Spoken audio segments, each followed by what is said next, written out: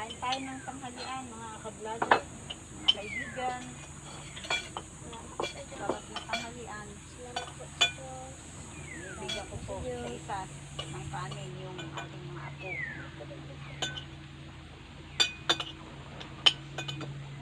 Alam nyo po, ang aming ulam ay tinaksiw na tilapia na inadobo ko. May suka at may toyo. Tapos po ay kamatis.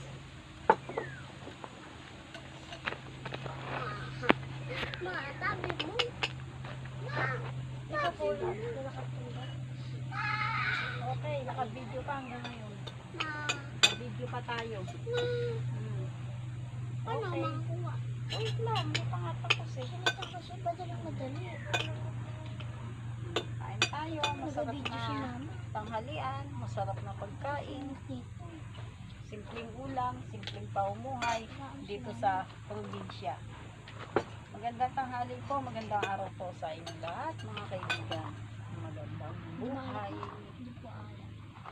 Yan ang aking mga apo. Nakasama ko po dito sa bukid, dito sa aming bahay, Ubo. Kain na tayo.